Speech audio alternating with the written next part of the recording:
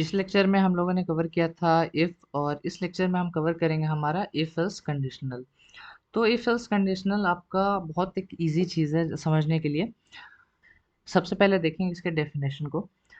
बोलता क्या है, if else conditional is used as either this or that way. मतलब आपको इसको यूज़ करते समय इतना बस याद रखना है कि या तो ये या तो वो, ठीक है। मतलब दोनों नहीं हो सकता है, ठीक है। इसके अंदर क्योंकि दो कीवर्ड्स आते हैं आपका इफ और एल्स, तो आपका इफ के अंदर कंडीशन रहता है, एल्स के अंदर नहीं रहता है। तो खैर वो चीज़ हम देखेंगे, लेकिन बस इसमें आपको ये चीज़ दिमाग में रखना है, इधर दिस और डैट, मतलब दोनों चीज़ नहीं हो सकता है। या तो ये हो सकता है या तो वो हो सकता है, बस इतना समझो अभी। उसके बाद देखो यहाँ पर ध्यान से क्या लिखा हुआ है, if the condition under if is true. मतलब आपका इफ के अंदर अगर जो कंडीशन आपने दे रखा है अगर वो ट्रू होता है, then the statements under it is executed. तो आपने इफ के अंदर जो भी कंडीशन लगा रखा है, आपने जो भी स्टेटमेंट्स लिख रखे हैं, आपने जो भी कोड लिख रखा है, वो चीज़ एग्जीक्यूट किया जाएगा। अदरवाइज, मतलब अगर इफ के अंदर का कंडीशन अगर ट्रू नहीं होता है तो the statement under else executes. तो इसका मतलब इफ का अगर कंडीशन आपका गलत हो जाता है तो एल्स के अंदर आपने फिर जो भी लिख के रखा हुआ है कोड, वो एग्जीक्यूट किया जाएगा, ठीक है। तो इस तरह से मेरा इफ एल्स काम करता है। No condition should be written with else as it's acts as a buffer. मतलब एल्स के अंदर जैसे कि हम इफ के अंदर यहाँ पर कंडीशन डालते थे इफ, और फिर यहाँ एक कंडीशन लगा देते थे, उसी तरह एल्स के अंदर आप कंडीशन नहीं लगा सकते। ऐसा नहीं कर सकते कि एल्स और यहाँ पर एक कंडीशन लगा दो, ये बिल्कुल भी गलत है। एल्स के अंदर आप कोई भी कंडीशन नहीं लगा सकते, वही यहाँ पर लिखा हुआ है। No condition should be written with else as it acts as a buffer. Buffer का मतलब कुछ रिजर्व किया हुआ जो बाद में काम आए। If all the conditions are false, मतलब इफ के अंदर आपने जो भी लिखा अगर वो फॉल्स हो जाता है, then whatever written in it is executed. तो अगर इफ के अंदर जो कंडीशन आपने लिखा है अगर ये फॉल्स हो जाता है तो सीधा सीधा आपका एल्स एग्जीक्यूट हो जाएगा, ठीक है। If you right any condition with it it is ignored. अगर आपने कोशिश भी किया अगर लिखने का तो फिर वो इग्नोर कर दिया जाएगा, ठीक है। या फिर आपको एरर शो हो जाएगा, वो आपको लिखना ही नहीं है इसके साथ कंडीशन। या तो ये ट्रू और फॉल्स की तरह ही काम करता है। तो हम इसका सिंटेक्स देखेंगे। देखो इसका सिंटेक्स ये है, इफ, उसके बाद इसके अंदर आप एक कंडीशन लगाओगे, ठीक है। इफ के अंदर कंडीशन लगाओगे और उसके बाद यहाँ पर स्लैश बॉडी, मतलब आपका यहाँ पर बॉडी आएगा इसके अंदर, ठीक है। इफ का बॉडी ये है, और उसके बाद जस्ट बाद आपका एल्स आता है। आप एल्स चाहे तो यहाँ भी ऐसे भी करके लिख सकते हो, एल्स यहाँ पर भी ऐसे भी। तो वो आपका कंप्लीट चॉइस है, जैसा भी करो दोनों सही है। उसके बाद एल्स, और एल्स के देख रहे हो यहाँ एल्स के बाद कोई भी कंडीशन मैंने नहीं लगा के रखा है, सिंटेक्स में आपका कंडीशन है ही नहीं। और एल्स का भी अपना एक बॉडी होगा। फिर मैंने यहाँ पर एरो देकर लिख रखा है यहाँ पर ट्रू। इसका मतलब ये तभी काम करेगा ये इफ वाला जब ये जो कंडीशन है वो ट्रू हो जाए, ठीक है। और ये तभी काम करेगा एल्स जब वो ये जो वाला जो कंडीशन है ये फॉल्स हो जाए। अगर आप ये चीज़ पूछो, इसको ऐसा समझ लो ना कि एल्स का कंडीशन ये है, इफ का भी कंडीशन यही है, एल्स का भी कंडीशन यही है। दोनों कंडीशन शेयर करता है लेकिन आउटपुट शेयर नहीं करता है।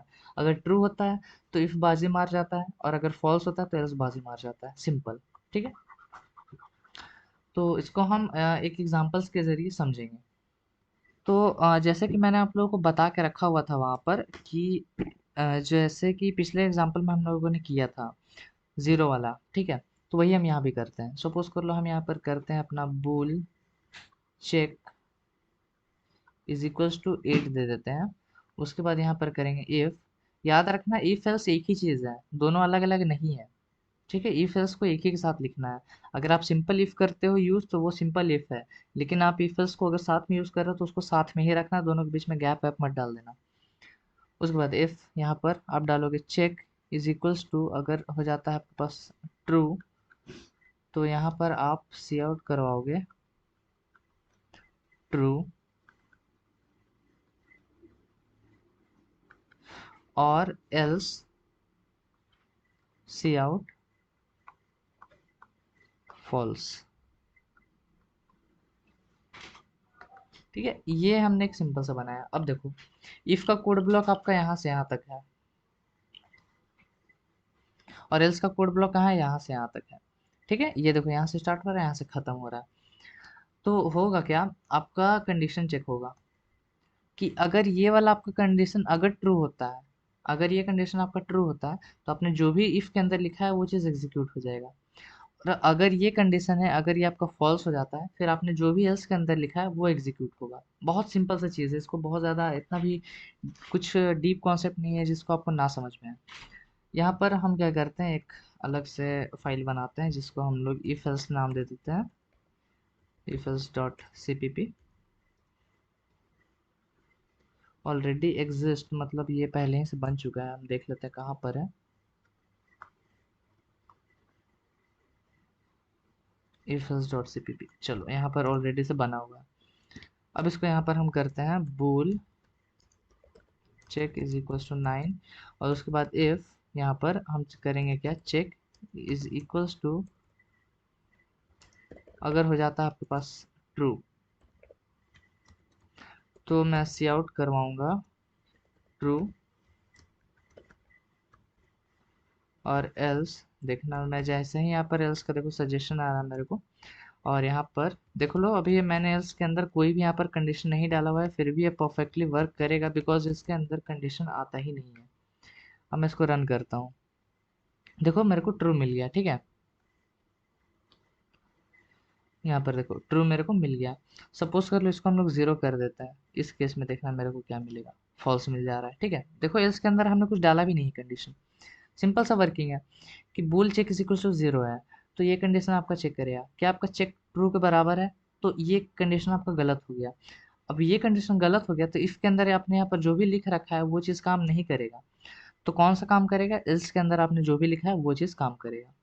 चलो एक काम करते हैं, यहाँ पर एल्स के अंदर हम एक कंडीशन डाल के देख भी लेते हैं। सपोज कर लो यहाँ पर हम डाल के देखते हैं कि चेक इज इक्वल्स टू, अगर हो जाता है यहाँ पर फॉल्स, ठीक है, सेव करके अगर हम इसको रन करना भी चाहें तो देखो मेरे को क्या एरर दिखाएगा, एरर एक्सपेक्टेड बिफोर, मतलब एरर इसलिए दिखा रहा है ना बिकॉज आपने एल्स के अंदर एक कंडीशन लगा दिया है, तो ये चीज़ आप नहीं कर सकते हो।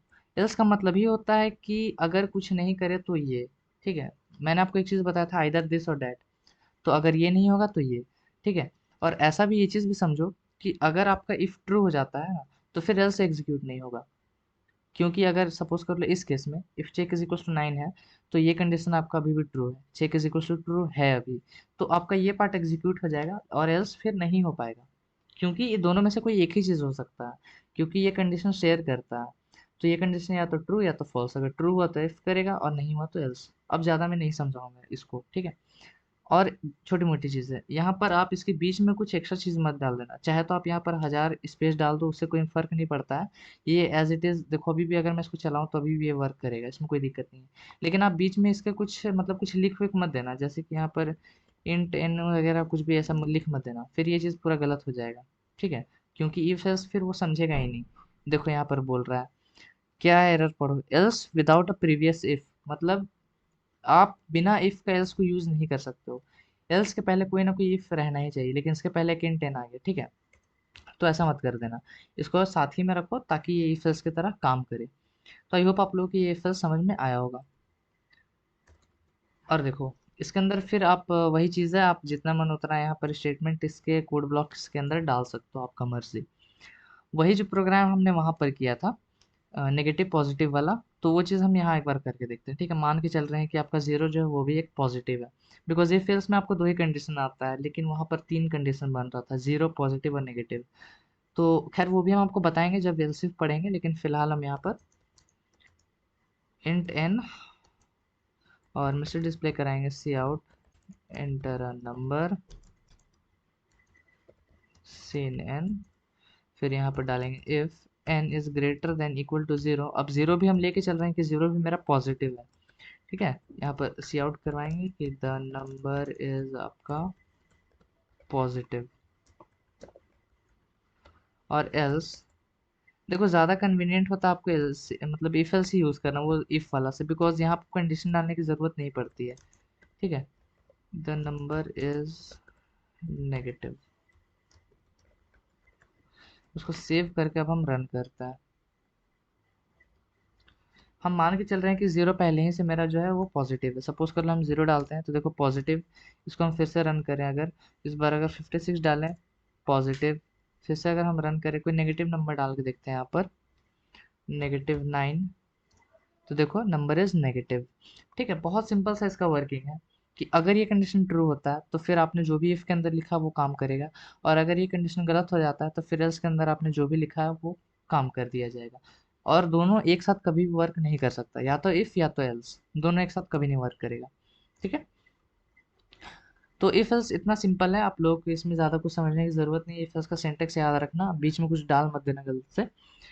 और देखो, अब ऐसा भी कर सकते हो ना कि इफ एल्स के अंदर, जैसे कि अगर मैं क्वेश्चन दूँ आप लोग, बहुत फेमस क्वेश्चन आता है यहाँ पर कि write a program to enter a number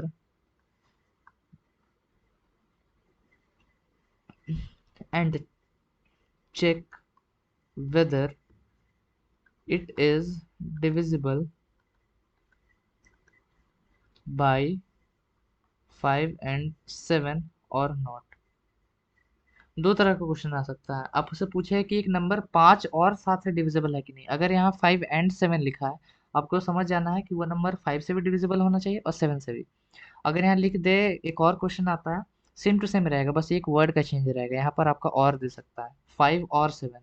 तो उससे मतलब है, और जब दे दे तो आपको समझना है कि या तो 5 से होना चाहिए या तो 7 से। अभी एंड दिया है मतलब दोनों से होना चाहिए। तो आप ये कैसे बनाओगे, सपोज कर लो इसको हम यहाँ पर नीचे ले आते हैं। यही कोड ब्लॉक मेरा int n, enter number, cin n, सब मेरा सेम रहेगा। यहाँ पर देखो हम क्या डालेंगे अपना, अगर मेरा जो एन है, अगर वो मॉड आपका 5 इक्वल टू 0 आ जाए, मतलब वो नंबर 5 से डिविजिबल होना चाहिए।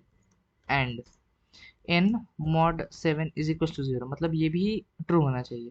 तो मैसेज क्या डिस्प्ले कराएंगे, the number is divisible by 5 and 7। और यहाँ पर लिखेंगे, यहाँ पर नॉट डिविजिबल बाय 5 एंड 7। ठीक है, इसको सेव करके हम रन करते हैं। सपोज कर लो हम 35 एंटर करते हैं, जो 5 और 7 दोनों से डिविजिबल है। तो देखो आएगा the number is divisible by 5 and 7। Suppose कर लो अब हम कोई ऐसा नंबर एंटर करते हैं जो 5 और 7 से डिविजिबल ना हो, जैसे कि 6, तो the number is not divisible by 5 and 7। तो इसके अंदर कंडीशन क्या लगाना है वो आप पे डिपेंड करता है। अब ऐसा नहीं कि बहुत कॉम्प्लेक्स सा कंडीशन है, मैंने सिंपल दो कंडीशन को कंबाइन किया है कि मैंने चेक किया है पहले कि आपका जो n है मॉड 5, मतलब वो कम्प्लीटली डिवाइड हो जाए, इसलिए मैंने यहाँ पर मॉड लगाया ताकि रिमाइंडर मेरे को हमेशा 0 ही मिलना चाहिए। तो अगर 5 से कम्प्लीटली डिविजिबल हो जाए, और तो इसके लिए बीच में हमने एंड लगाया ताकि दोनों मेरा सही होना चाहिए, इस साइड भी सही होना चाहिए, इस साइड भी सही होना चाहिए। और अगर और रहता तो क्या चेंज आता, बस हमने यहाँ पर एक और लगा देना था। ठीक है, पर फिलहाल हमें एंड बोला है तो हम यहाँ पर एंड लगाएंगे।